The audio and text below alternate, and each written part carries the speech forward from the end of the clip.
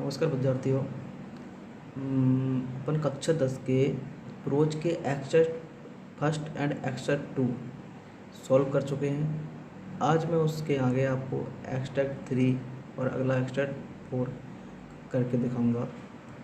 मैं बताऊंगा आपको कि आपको पूरा प्रोज पढ़ने की आवश्यकता नहीं है। आप किस तरह उसमें से 3 क्वेश्चन आएंगे आपके, आप किस तरह अपना आंसर ढूंढ सकते हैं उन प्रोज में से, उन क्वेश्चनों के।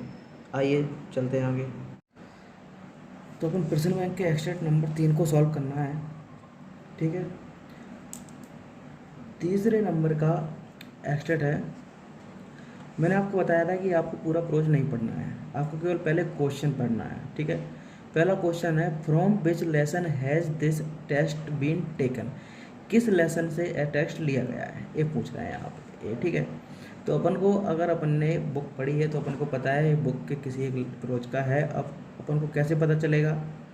तो अगर किसी को थोड़ा बहुत लैंको की हिस्ट्री का पता है कि उसने गॉड को लेटर लिखा था और पोस्टमास्टर पढ़ लेता है उस लेटर को, पोस्टमास्टर उसमें पैसे रख के लैंको देता है, तो लैंको कहता है कि भगवान इस बार लेटर पैसे मुझे डायरेक्ट भेजना क्योंकि पोस्टमास्टर ने बीच में पैसे निकाल लिए। ऐसी स्टोरी थी स्पोर्ट्स की। ठीक है, तो लैंको का जो पार्ट है उस पार्ट का क्या नाम है, लेसन का नाम क्या है? A letter to God. ठीक है, अगला है where was Lencho's house situated.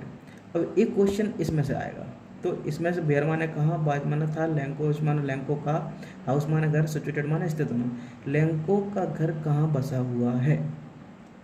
अब अब पढ़ना, अब अपन को इस क्वेश्चन का मतलब निकालना। लैंकोज हाउस, जहाँ भी आपको ये वर्ड देखे वहीं रुक जाना। The house the only one in the entire valley set on the crest of a low hill. देखो, the house the only one entire valley set, set माने सिट, सेट माने बैठना, सेट मतलब बचा हुआ था। कहाँ? On the crest of a low hill लिखा है, तो कहाँ है? On the crest of a low hill. मिल गया ना? कुछ भी नहीं है, ये आपको पार्ट का पता होगा तो इसका आंसर हो गया। ए इसमें से बस पहली लाइन में से यहाँ तक, यहाँ पढ़ के निकल गया, पूरा पढ़ने की कोई आवश्यकता नहीं है। अब इसको देखो, find out the word from the above passage which is similar to word closely. ठीक है, क्लोजली वर्ड का मतलब बताना है। क्लोजली माने क्या होता है? समीप। अब समीप को क्या बोलते हैं? इंटीमेटली। इंटीमेटली माने घनिष्ठता, यानी समीपा, तो घनिष्ठता। तो इस सिनोनिम्स हो गया क्या? इंटीमेटली। बस एक क्वेश्चन मिल गया अपन को इसी में से, एक लेसन का पता है लैंको के बारे में, तो अपन का ये भाई आंसर सही हो गया। बस ये थोड़ा सिनोनिम्स है, इसमें थोड़ा दिमाग लगाना पड़ेगा, और अगर दो भी सही होते हैं तो अपना एग्जाम करीब है, कोई दिक्कत नहीं है। ठीक है, अगला है, अगला एक्सटेट नंबर 4। इस एक्सटेट को अपन नहीं पढ़ेंगे, अपन पढ़ेंगे क्वेश्चन को। Who is the writer of the lesson from which this text has been taken. ठीक है, इस राइटर का नाम बताओ जिसके द्वारा ये टेक्स्ट लिखा गया है। तो अब देखो, आपने पढ़ा होगा इसमें पहले, तो आपको कैसे पता चलेगा किस राइटर का नाम है? ने द ऑपरेसर, ऑपरेस माने होता है दबाव, लिबर्टी माने आज़ादी, ऑपरेस माने दबाव, ए मैन हु, फ्रीडम माने स्वतंत्रता, प्राइजनर माने कैदी, हेटेड माने घृणा करना, locked behind the bars of A privilege माने न्याय, माइंडनेस। तो इस, अगर आपने पढ़ा हो ह्यूमनिटी मानवता, इन सब वर्डों का यूज, या फिर कह सकते हैं कि ये किसका है? Nelson Mandela. नेल्सन मंडेला वहाँ मतलब ब्लैक लोगों पर, काले लोग होते हैं उनको दबाया जाता था, उनको आज़ादी नहीं थी। लिबर्टी शब्द का यूज किया, ऑपरेशन उनको दबाया जाता था, उनको कैदी बन, और नेल्सन मंडेला जेल में रहे हैं कई सालों। तो ये नेल्सन मंडेला का अप्रोच है। ठीक है, तो इस तरह से अगर आपने पढ़ा होगा तो आपको आ जाएगा आसानी समझ के, तो इसको पढ़ने की आवश्यकता नहीं वैसे, लेकिन नेल्सन मंडेला की है। ठीक है, अगला है a man who take away another man's freedom is. अब देखो, एक क्वेश्चन तो आपको सीधा सीधा इसी में रखा मिलेगा।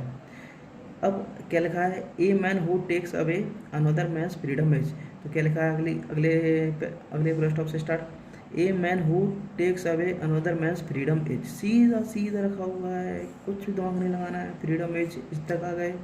आगे क्या दिया है, ए प्राइजनर ऑफ हेटर, कहाँ लिखा है, ए प्राइजनर ऑफ हेटर, मिल गया आंसर सी।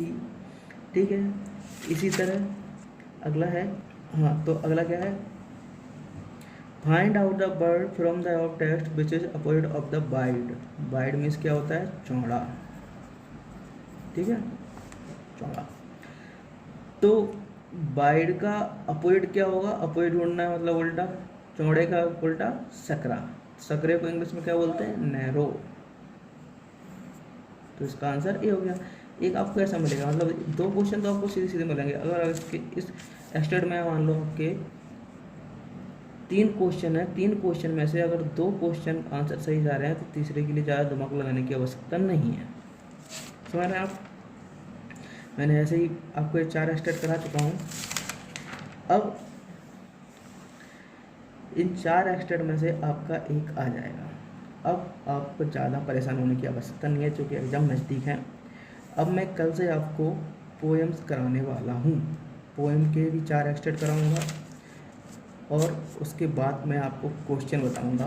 किन क्वेश्चनों को आप कभी टाइम कम बचा है तो धीरे, अभी भी आप इंग्लिश को धीरे धीरे से करते जाएं। मैंने आपको एक स्ट्रेटेजी बताई थी यहाँ तक कि आप किस तरह से यहाँ तक याद कर सकते हैं क्वेश्चनों को। मैंने यहाँ तक आपको छिड़वा भी दिए थे कि किसको पढ़ना है किसको नहीं पढ़ना है, मैंने बताया था आपको। ये रोज़ रिवीजन कीजिए। और अब आगे पोएम करने के बाद मैं आपको क्वेश्चन आंसर बता दूंगा, ज़्यादा नहीं 10 या 12, उनको याद करके आपका काम चल जाएगा। आपका एग्ज़ाम में इंग्लिश का पेपर बहुत आसानी से अच्छे अंकों के साथ निकल जाएगा। ठीक है, थैंक यू, धन्यवाद, पढ़ते रहिए।